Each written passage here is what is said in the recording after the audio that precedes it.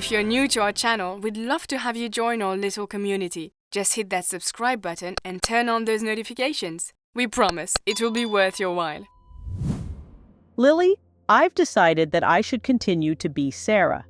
The other night you used the name Farley when you introduced me. That's your last name. Do you want me to change my whole name? Not if you don't want honey. It's just, well, I always wanted to have a daughter. But of course that's impossible for me, so I thought that maybe you'd be the daughter I never had. Silence hung in the air as Sarah saw Lily turn her head and look out of the window. When Lily turned back, Sarah was smiling at her. I ran away from a whore mother and a drunken father to find my future. I can read and write some, but I never expected to find someone that wanted to love me for myself. I never wore girls' clothes before, but somehow I feel like I was supposed to. Know what I mean? What do we have to do to change my name? Sarah Farley is a nice name, but what about a middle name? Lily told her she should just keep Evelyn, sort of a reminder of her past. So my name will be Sarah Evelyn Farley. I was also wondering, can I call you Mother? Lily's heart almost jumped out of her chest. This child had accepted her offer of love and home with barely a backward look.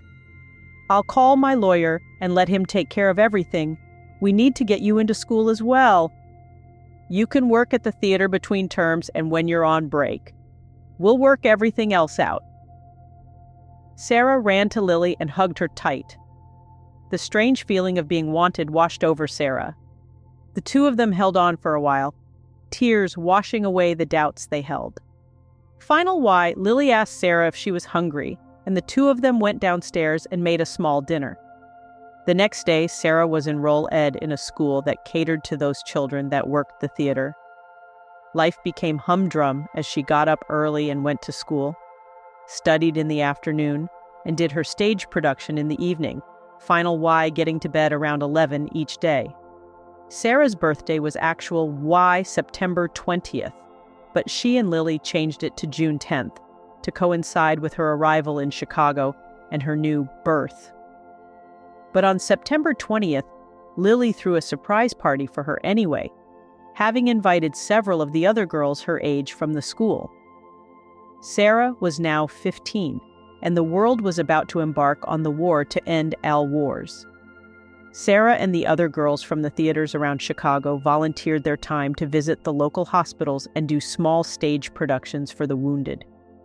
The actors continued their efforts until the end of the war, and it was at one of these hospitals that Sarah met the man that would change her life even more than Lily did. Sarah did extremely well in school, and she had begun writing scripts and short comedy acts. As some of the other actors began to notice her ability, they also used some of her material. The money she earned from these efforts almost tripled her income. She also gained enough confidence in her feminine presentation that she now, emotional Y, felt she was a woman.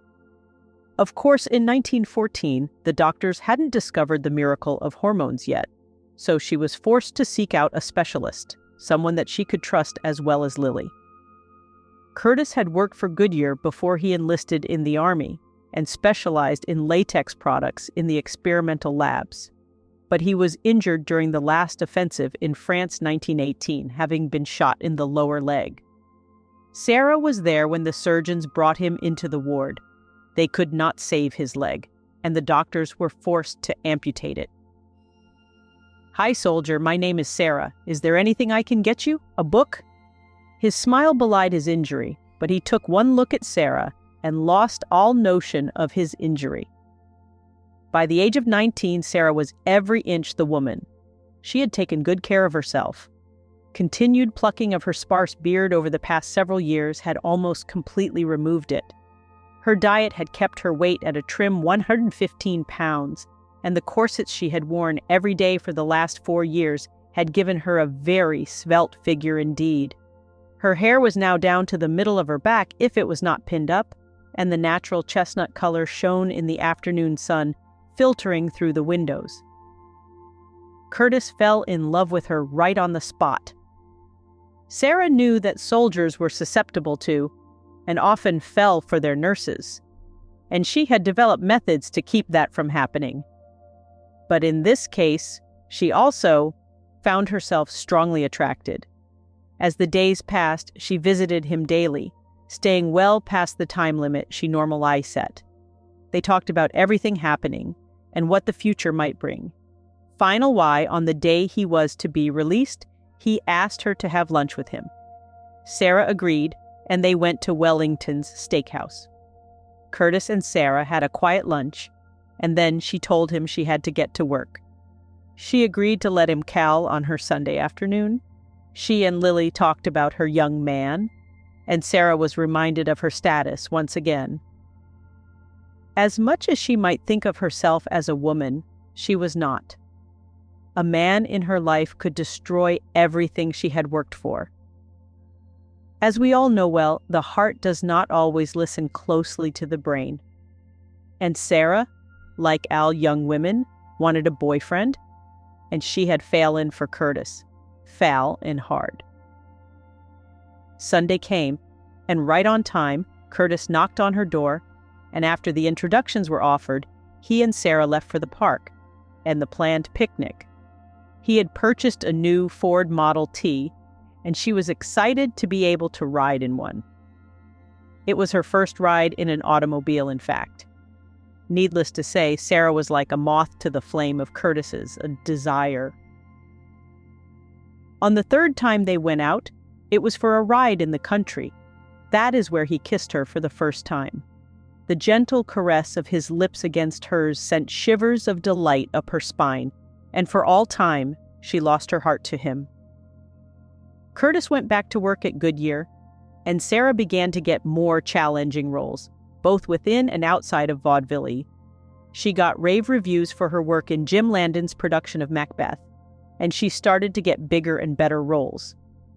She and Lily and Harry went to New York, so she could appear in the 1919 stage production of Major Doolittle, in which she was mentioned as a promising actress of the legitimate stage. Curtis, in the meantime, had begun to develop an artificial knee and ankle joint that would allow for better mobility to those that needed joint or limb replacements. When his efforts were offered to the medical community, he became an instant hero, and money no longer became a problem for him. He rushed to New York to see Sarah, with every intention of asking her to marry him. When at last he found her, he could hardly wait to ask her. "Sarah, I want you to marry me. I make enough money now, and we can start with every advantage. In fact, I refuse to leave unless you agree to marry me." Sarah knew that what he wanted was not possible, and in a fit of anger and self-pity, ran to her room and slammed the door. Harry and Lily, hearing the commotion, came into the room. After Curtis told them that he had asked Sarah to marry him, and her reaction, Lily went to Sarah's room, while Harry stayed with Curtis. "Sarah, you have to tell him. If he loves you as much as he says he does, he'll keep your secret. Harry is my Curtis. We fell in love a long time ago, and although it was hard, we managed to overcome the obvious obstacles. It's your decision, but you either have to tell him and hope for the best or let him go." Sarah was torn between confessing Al and fear of his rejection. Sarah looked into Lily's eyes, seeing the understanding that only a mother and close loved ones can convey. "I suppose I should tell him. Will you and Harry be there?" "We'll be right there, Sarah." Hand in hand, the two of them walked back downstairs. Curtis was pacing the floor, wondering what he did wrong. When he saw Sarah and Lily walk into the room, he made a motion to go to Sarah and hold her tight, but Harry grabbed his elbow and held him back. "Sit down, Curtis. I have something to tell you that will probably change your mind about marrying me." Sarah sat next to Lily, holding her hand tightly in her own, while Curtis sat in a high wing-back chair across from them, and Harry began to pace the floor. "Curtis, you know how much I love you, but you should know that I can never have children. We can adopt some, Sarah. Please, Curtis, let me finish. Taking a deep breath and looking Curtis in the eye, Sarah told him her secret. Curtis, I'm a male just like you. Lily, Harry, and a special Y Sarah waited while Curtis digested the stunning news. I can't believe it. You're kidding, right? But the look in Sarah's eye told him that she was not kidding. I have to go, Sarah. Goodbye. Oh, Lily, he left? I'm going to be ruined. Sarah slowly went to her room and closed the door. She could keep the tears no longer and began to sob, almost uncontrollable were her sobs. Harry and Lily wanted to try and soothe the hurt, but neither of them knew of any words that could make a broken heart feel better. So they let Sarah cry it out. It wasn't until 10 the next morning that Sarah showed her face in the parlor. I've decided that it'll be my word against his if he decides to tell everyone about me. Nobody knows me as anything but Sarah. I guess that's all I have to say. Lily and Harry rushed to her side, and they both gave her the embrace that told Sarah that they supported her. Let's you and I make some breakfast, Sarah. They left Harry to his paper and went into the kitchen. I'm glad that you choose to stand your ground, Sarah. It proves what I knew all along, that you are a strong person and you'll get through this just fine. Sarah didn't say much during breakfast, and then she retired to the porch to enjoy the sun. She heard the sound of a car long before it turned up her street. Then she saw Curtis driving and watched him park at the curb in front of the house.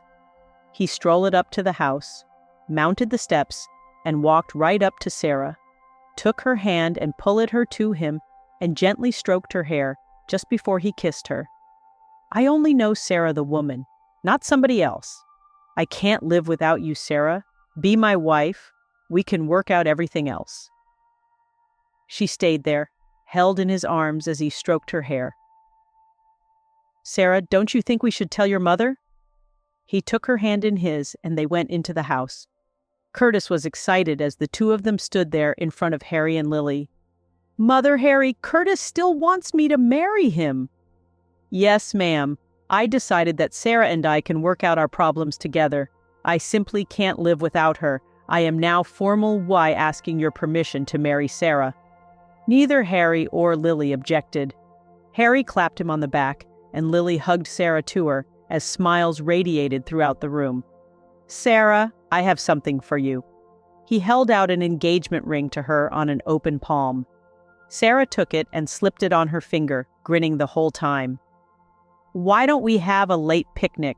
Sarah and I can pack some sandwiches and a thermos of coffee. Lily and Sarah went to the kitchen to make the sandwiches and coffee.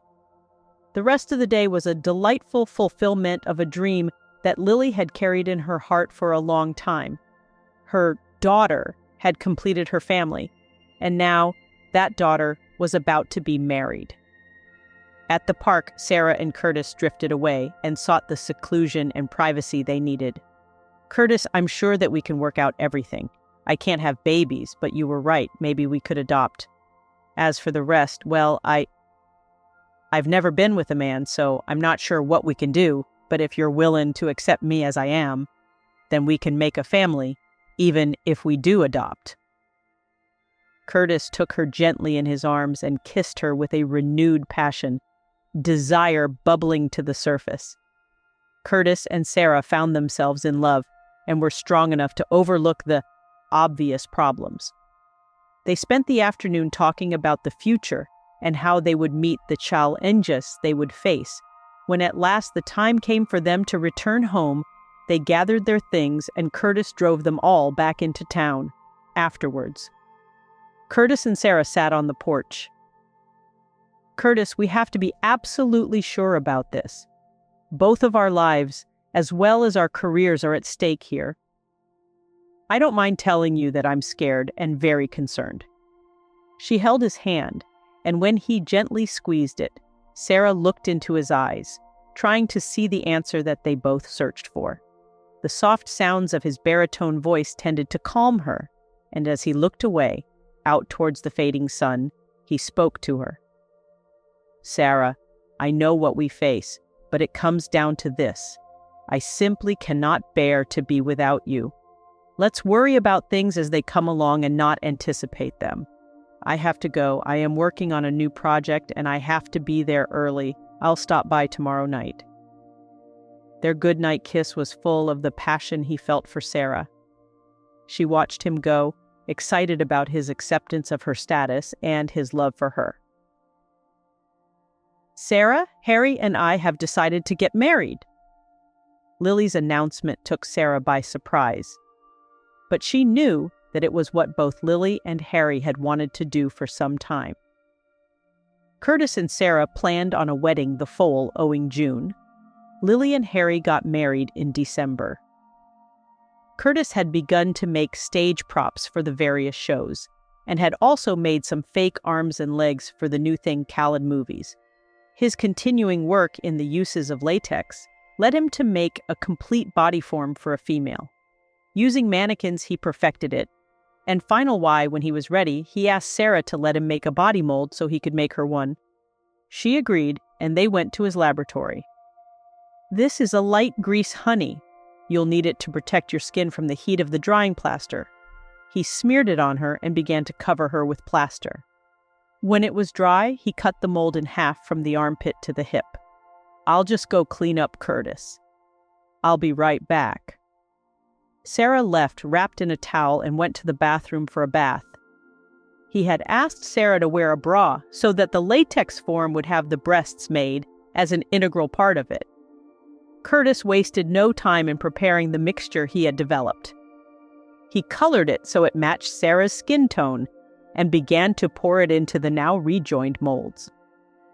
Just as he finished, Sarah returned. "It takes several hours for it to cure, Sarah. Why don't we go and have some dinner?"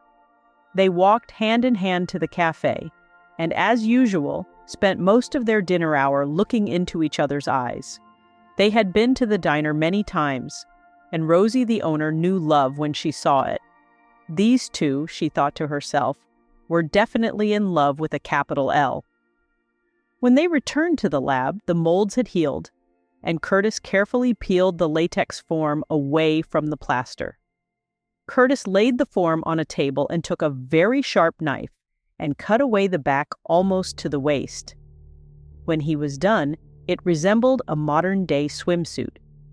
He took the knife and hollowed out the area behind each breast and filleted it with a gelatin and sealed it with a thin piece of the back he had just removed. He made a small slit in the crotch so she could use the bathroom. "Care to try it on, Sarah?" He held it up so she could see it, its thinness apparent. Sarah once again went into the small changing room and undressed. Total Y naked. She slipped it up her legs and careful ye pulled it on, since it was a result of the direct mold made just hours ago. It was indeed a second skin. Sarah caressed the latex form and could feel even the lightest touch through it. She looked in the mirror and saw for the first time her feminine figure. She wrapped a towel around herself and walked into the lab. Sarah knew that Curtis was trying to help her in her presentation, but she also knew that if she slowly dropped the towel, that she could stir him up some. As she walked in, she swayed her hips and played with the towel in a semi-seductive manner. Sarah walked right up to him, stood close to him, and then she dropped the towel. "Sarah, sexy as you are, I need to trim the edges of the suit, so just stop tempting me." Contrite, yet smiling, she stood there as he used a scalpel and a piece of sandcloth to feather the edges of the bodysuit. "Why don't you get dressed now, Sarah, and I'll take you home." That night, as Sarah slipped off, or peeled off is actual Y more correct, the bodysuit, she knew that Curtis was doing all he could to make Sarah more comfortable, and their marriage, when it came, better. The next day, Sarah got dressed early and went to the theater and picked up a jar of Ichi-Sheen. Lily and Harry were up by the time she returned home, and she had some breakfast with them before she retired to her room. Quickly undressing, she carefully pulled the bodysuit on and used the glue on the edges of the suit. With a little makeup, the seams disappeared, and she stood there in front of the mirror, admiring her new body. From any angle, she was a woman. Mother, can you come up here, please?" Lily heard Sarah's call and went upstairs. Sarah waited for her in panties and a wrap. "What is it, Sarah?" "Curtis made something for me, Mother. Want to see it?" Lily nodded her head yes, and Sarah slipped off her panties and dropped her wrap to the floor. Standing in front of Lily, she could see the reaction on her mother's face. "Sarah, when did... I guess I don't know what I mean. Curtis made this for you. It's perfect. Now you can do any role you want. I'm impressed." Sarah stood there soaking up her mother's admiration, and then as Lily sat there, she got dressed again. "Curtis must really love you, honey. He obviously went to a lot of trouble to make this suit for you. I must say, it looks really good." Sarah and Lily went back downstairs just in time for Sarah to get a telegram. It was from Carl Jurgen, the well-known pioneer in making movies. "He wants me to star in his next picture." Sarah was jumping around and squealing her delight when Curtis knocked on the door. "Curtis, Jurgens wants me in his next picture. He wants me to be there on Monday for a test of some kind." "That's great, Sarah. I think there's a big future in these movies." The four of them spent a very pleasant afternoon together, and Curtis stayed until well after dinner that evening. He and Sarah took a ride in his car out to the park. Curtis stopped in a secluded spot and pulled Sarah to him, and before long, Sarah found herself willing to do anything for him. Curtis took her hand and placed it on his manhood, and when Sarah did not pull away, he released it. For the first time in her life, she touched a man other than herself. Its silky smoothness excited her. She began to stroke it, and within minutes, Curtis had to apologize for her sticky hand. "I don't want to wait until June when we're married, Sarah. I want you now." The look of pain and love on his face cut to the core of her heart. They were both adults now, and they would be married soon anyway. But she felt that they should wait. It was what she had always dreamed of. "It's only 6 more weeks, Curtis. We can wait. Besides, I'll make sure it's worth it." Since he could never say no to her, he glumly nodded his head, and after they got themselves rearranged, he took her home. The next day, she did a screen test for Mr. Jurgens. And at that moment, she started a dynasty of exquisite, exciting films that continued for another 40 years. Sarah did 2 films within the next. Month before, she took some time to get ready for her wedding. It was a gala affair with most of her friends from Vaudeville E! And the new film community in attendance. She and Lily had kept her dress a secret from even Harry. When Harry stood at the head of the aisle ready to walk her down the aisle, he gasped at his first sight of her. Sarah wore a very low-cut gown covered in baby pearls and lace. The top of the dress was covered in a very sheer netting that hid everything, and yet revealed all. The skirt of the dress was at least 7 thalers in diameter, with a train that took 2 other girls to carry. Curtis stood at the altar with pride in his heart, and his love for Sarah evident to everyone there. His smile alone could have lighted the church. The ceremony was merciful-wise short, and the newly married couple sped to the hall to greet the guests. After several hours of dancing and being stuffed with food and well wishes, they slipped away for a planned month-long honeymoon. Curtis and Sarah did indeed work out the problem of her not being a female. There is no point in describing how they satisfied their needs, except to say that Curtis never loved her more, and a man never treated any woman more tenderly than Curtis did Sarah. They settled in a house they bought, and she began to make movies once again. She starred in several westerns and was asked to appear in a few slapstick-type films. When sound came to the movies, Many of the actors could not make the adjustment and faded from the scene. But Sarah's voice was strong and clear. She made 3 movies for RKO and then took a well-deserved rest. She and Curtis managed to adopt a little girl they named Carol. She was the love of their life, and Curtis unashamedly spoiled her. Carol never showed an inclination to be in either the movies or on the stage, and Sarah did not push her into it like so many others did. It turned out that Carol would be their only child, and she grew up to be a doctor at St. George's. Sarah's stardom reached its peak when she made a thriller with 2 well-known actors. It was based in Nazi Germany 1943. When she finished the film, she announced that she was retiring from the silver screen after 25 years. Carol gave birth to twins, a boy and a girl, which they named Lil, Ian, and Harry after the kids' grandparents. Lily had passed on just a few years earlier, and Harry was now living with Sarah and Curtis. His health deteriorated rapidly after the loss of Lily. Less than a month after the kids were born, Harry passed away. Sarah was coaxed out of retirement for a 3-picture deal, and she did everyone as if it were her first. But she tired easily, and just after the last picture, she was sitting on the porch, holding Curtis's hand, just like when they first met, and she passed away. Al of Hollywood came to her funeral to honor her accomplishments and say goodbye to a talented performer and friend. Sarah's mark on the world began with a desire to improve her status. From a runaway kid to wife, mother, and final YA star, she impacted our lives. Curtis never dated anyone else, but he squired his granddaughter around town, proud of her and her children. He loved Sarah for the person she was, and his love was true to the end of his life in 1979 at the age of 80.